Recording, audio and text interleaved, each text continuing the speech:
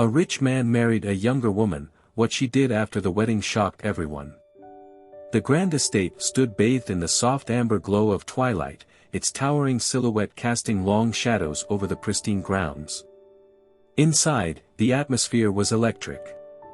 The wedding guests, a mix of high society and curious onlookers, whispered behind their jeweled goblets, speculating about the unlikely union that had just unfolded. Jonathan Lancaster, the enigmatic billionaire, had done the unthinkable. He had married a woman less than half his age, a young school teacher named Clara Hart. Clara, dressed in an elegant but modest gown, stood poised beside Jonathan as they greeted the throng of well-wishers. Her radiant smile betrayed none of the nerves coursing through her veins. For Jonathan, this marriage seemed to be just another bold move in his long history of unpredictable decisions. But for Clara, it was a leap into an entirely unfamiliar world, one filled with wealth, power, and secrets. As the night wore on, Clara couldn't ignore the whispers that reached her ears, snide remarks about her intentions, murmurs about Jonathan's past. But she also couldn't help but notice something far more chilling. Jonathan's closest friends, men in tailored suits with watchful eyes, seemed to exchange cryptic glances every time they looked her way. Beneath the glittering surface of this grand celebration lay an undercurrent of tension that Clara would come to realize was just the beginning. What followed in the days after the wedding would not only shatter the world she thought she knew but also uncover a secret that would shock the world. Clara Hart had never imagined her life would take such an unexpected turn. Born and raised in the small, quiet town of Maple Hollow, she had spent her 27 years in relative obscurity. A dedicated elementary school teacher, Clara lived modestly in her late grandmother's quaint cottage on the edge of town. Her days were filled with lesson plans, grading papers, and dreaming of one day traveling beyond the rolling hills that bordered her world. She wasn't discontent, but she wasn't exactly fulfilled, either. Jonathan Lancaster, on the other hand, couldn't have lived a life more opposite.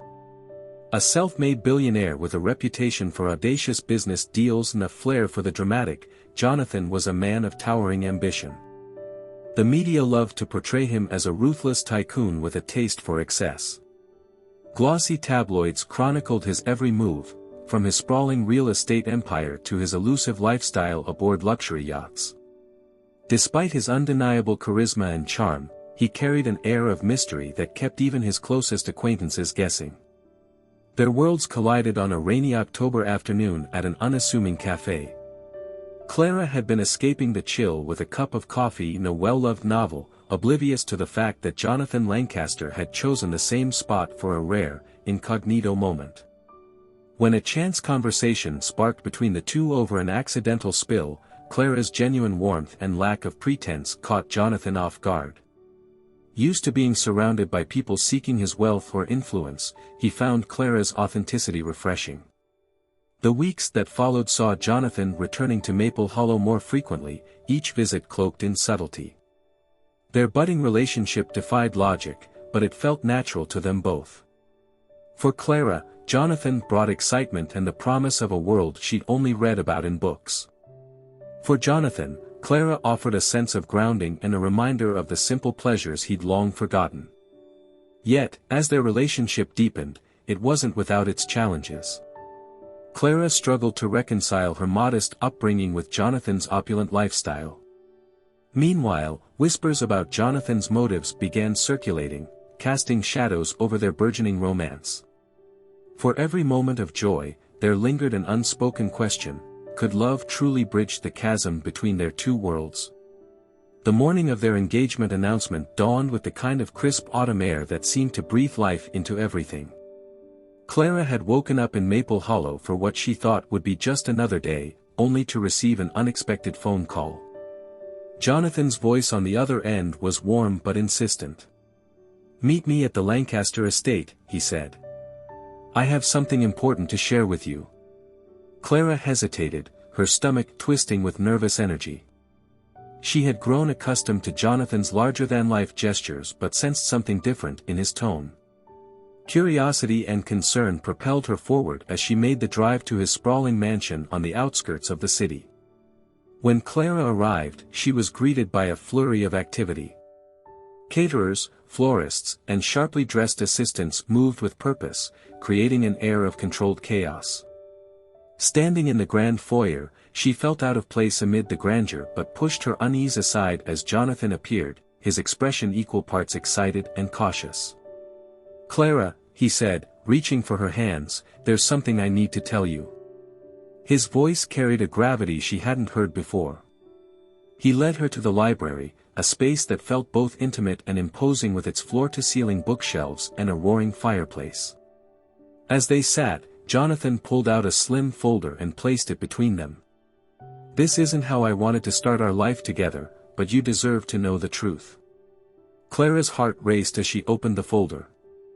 Inside were pages of documents, photos, and clippings, a mosaic of Jonathan's past, pieced together like a puzzle she wasn't sure she wanted to solve.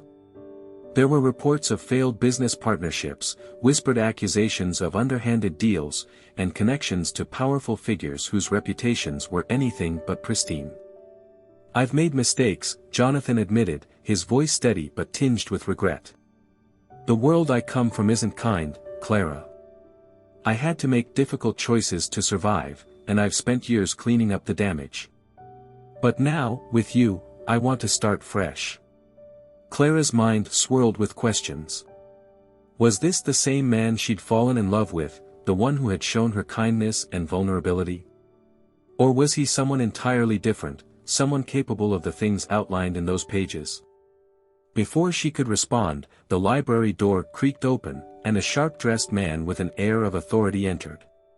He handed Jonathan a sealed envelope, murmuring something Clara couldn't hear. Jonathan's face darkened as he read the note. When he looked back at Clara, the man she had known seemed momentarily eclipsed by someone more guarded, more dangerous. "Clara, there's more to this than I've had the chance to explain. I need you to trust me." Clara's voice was barely above a whisper. "Jonathan, what have you gotten me into?" The days following Jonathan's revelation were a whirlwind of emotion and confusion for Clara. She had agreed to stay at the Lancaster estate for a few days to process everything, but she hadn't expected how suffocating his world could feel. The grand halls echoed with footsteps that weren't hers, and every staff member seemed to watch her with a mixture of curiosity and pity. The weight of Jonathan's secrets pressed down on her, making her question everything she thought she knew about him. Jonathan, for his part, made every effort to reassure her. He cancelled meetings, stayed by her side, and answered her questions as best he could. Yet there were still things he wouldn't, or couldn't, explain. Clara's trust in him was fragile, and every new piece of information threatened to shatter it further. One evening, while exploring the mansion, Clara stumbled upon a locked door at the end of a quiet corridor. Its ornate design contrasted with the more modern parts of the house, and curiosity got the better of her. She tried the handle, only to find it firmly secured. As she lingered, a voice startled her. "That's Jonathan's private study," said Margaret, the head housekeeper. The older woman's tone was kind but firm. "He doesn't like anyone going in there." Clara nodded, retreating without argument, but the encounter left her unsettled. What was behind that door that Jonathan needed to keep hidden? Later that night, as they sat by the fire, she asked him about it. "It's just where I keep personal files and documents," Jonathan said, brushing off the question. "Nothing you need to worry about." His answer didn't satisfy her, but she let it go, for now. The next morning, Clara awoke to hushed voices outside her room. Cracking the door open, she caught snippets of a conversation between Jonathan and the man who had interrupted them in the library. The words, "danger," and "mistake" sent chills down her spine. When Jonathan left for a meeting shortly after, Clara decided to take matters into her own hands.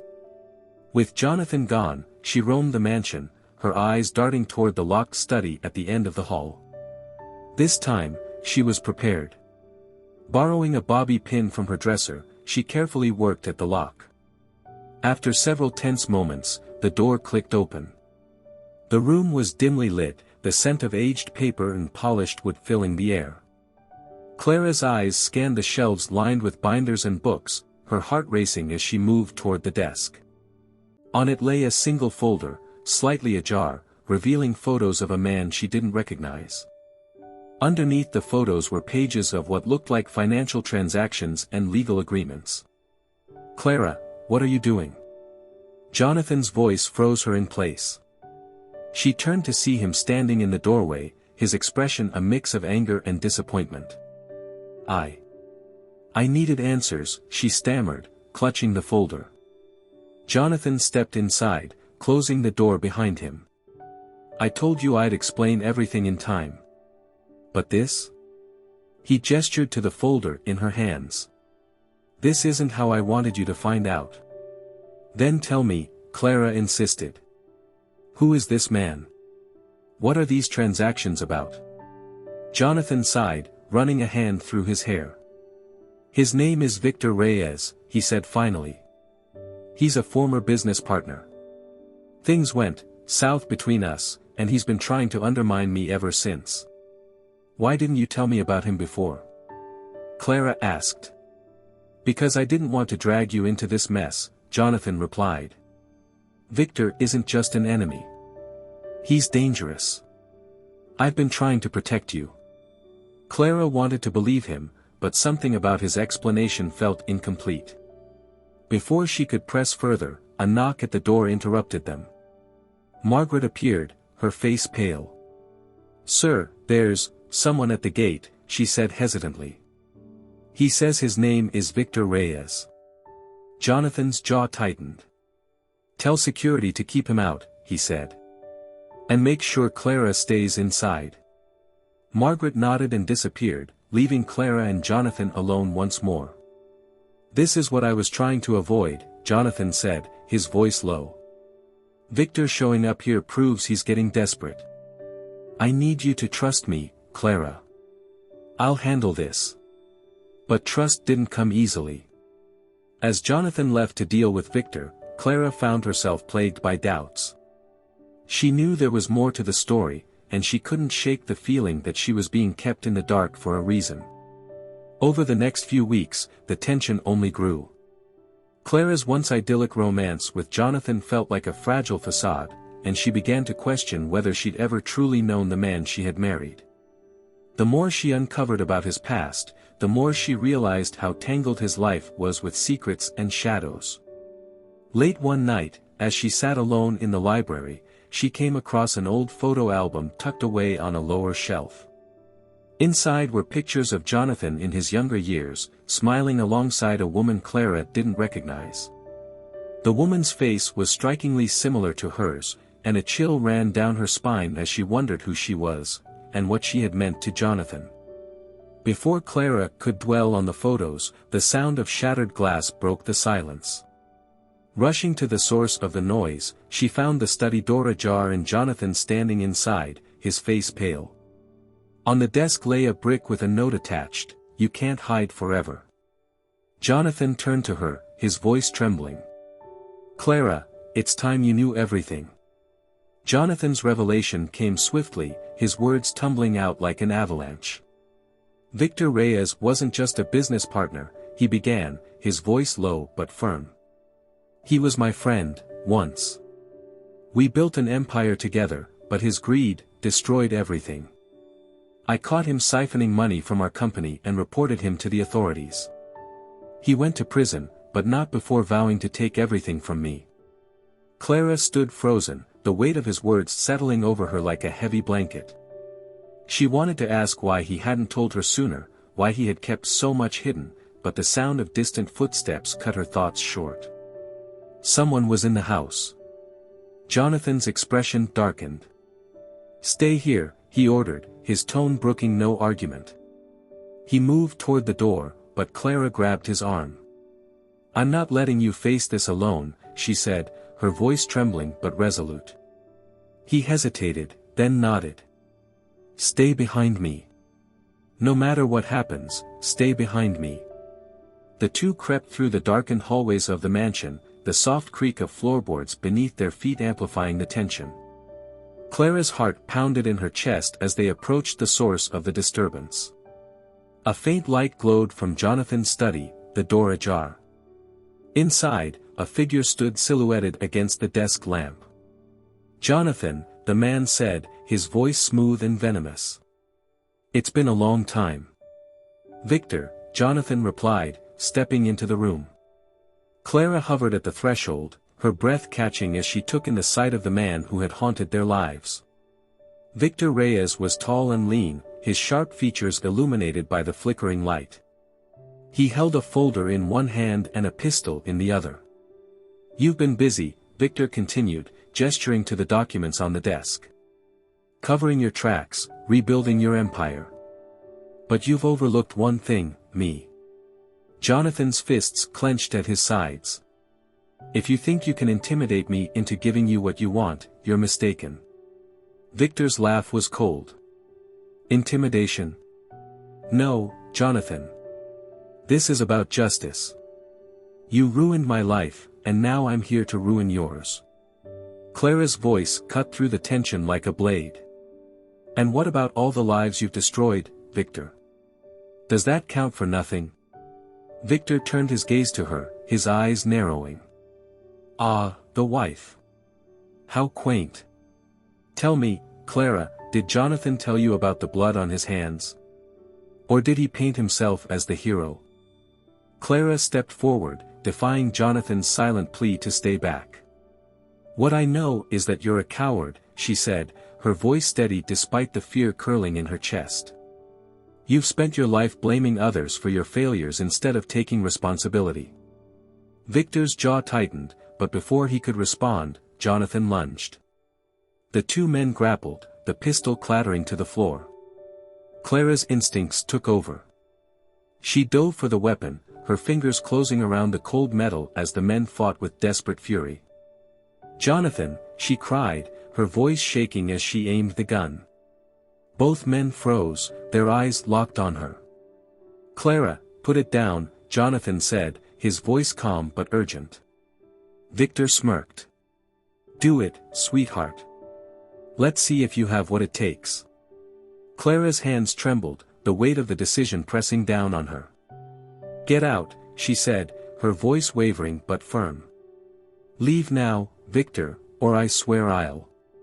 Victor raised his hands in mock surrender. "Fine. Have it your way. But this isn't over." He backed toward the door, his smirk never faltering, before disappearing into the shadows. Clara lowered the gun, her breath coming in ragged gasps. Jonathan was at her side in an instant, his hand steadying hers. "It's over," he said softly, though his eyes betrayed his doubt. Clara shook her head. "No, Jonathan.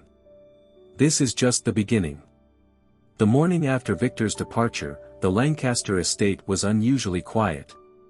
Clara sat on the edge of her bed, staring out at the sprawling gardens bathed in the soft glow of dawn. Her mind replayed the events of the previous night, Victor's chilling words, the desperate struggle, and the gun trembling in her hands. She had never felt so vulnerable, yet so determined. Jonathan knocked softly before entering, his expression a mix of exhaustion and concern. He carried 2 cups of coffee, offering her one without a word. Clara accepted it, grateful for the warmth as she tried to piece her thoughts together. "I'm sorry," Jonathan began, breaking the silence. "For everything. For dragging you into this and for keeping so much from you. You didn't deserve any of it." Clara looked at him, her voice steady despite the whirlwind inside her. "You didn't drag me into this, Jonathan. I chose to be here. But if we're going to move forward, I need honesty. No more secrets." Jonathan nodded, his gaze earnest. "No more secrets. I promise." The next few days were a turning point for both of them. Jonathan worked tirelessly with his security team to ensure Victor wouldn't return, while Clara began to take a more active role in his affairs. Together, they pored over documents and strategies, determined to uncover every loose end Victor might exploit. Clara's sharp mind and fresh perspective became invaluable, and for the first time, Jonathan realized just how much he needed her, not as a shield from his past, but as a partner for his future. Word of Victor's threats reached the media, sparking a flurry of speculation about the Lancaster Empire. But instead of hiding, Jonathan and Clara decided to address the rumors head-on. In a press conference held at the estate, they presented a united front, with Jonathan admitting to past mistakes and pledging transparency moving forward. Clara stood beside him, her presence a testament to their resilience. "Our story is far from perfect," Jonathan told the gathered reporters. "But we're committed to rebuilding, not just our trust in each other but the trust of everyone who has placed their faith in us. This is a new chapter, and we're facing it together." The public response was surprisingly positive. Clara's authenticity and Jonathan's vulnerability resonated with people, shifting the narrative from scandal to redemption. With each passing day, the weight of the past began to lift, replaced by a renewed sense of purpose. Clara's influence on Jonathan extended beyond his business. She encouraged him to reconnect with the community, leading initiatives to support local charities and small businesses. Together, they transformed the Lancaster estate into a hub for philanthropic events, its grandeur now serving a greater good. One evening, as they walked through the gardens, Clara paused by the fountain, her reflection rippling in the water. "Do you think we'll ever be free of him?" she asked softly. Jonathan took her hand, his grip firm but comforting. "Victor may always be a shadow, but he doesn't define us. We've faced him, Clara, and we're stronger for it." She nodded, the tension in her shoulders easing. "I never thought my life would look like this," she admitted with a small smile. Jonathan laughed, pulling her close. "Neither did I. But I wouldn't trade it for anything." Months later, as the estate buzzed with activity for another charity gala, Clara stood at the center of it all, her confidence radiant. She had found her place not just in Jonathan's world, but in her own. Their journey hadn't been easy, but it had forged a bond that neither Victor or anyone else could break. As the night wore on, Jonathan found Clara on the balcony, gazing out at the starry sky. He slipped an arm around her waist, pressing a kiss to her temple. "You know, none of this would have been possible without you," he said. Clara turned to him, her eyes shining. "We did this together. That's how it's supposed to be." Their lips met in a quiet moment of connection, the world around them fading away. In that instant, they knew they had weathered the storm and come out stronger. Together, they were unstoppable, not because of wealth or power, but because of the trust and love they had rebuilt from the ashes of doubt. And for Clara, the girl who once lived a quiet life in Maple Hollow, this was more than a happy ending. It was a new beginning.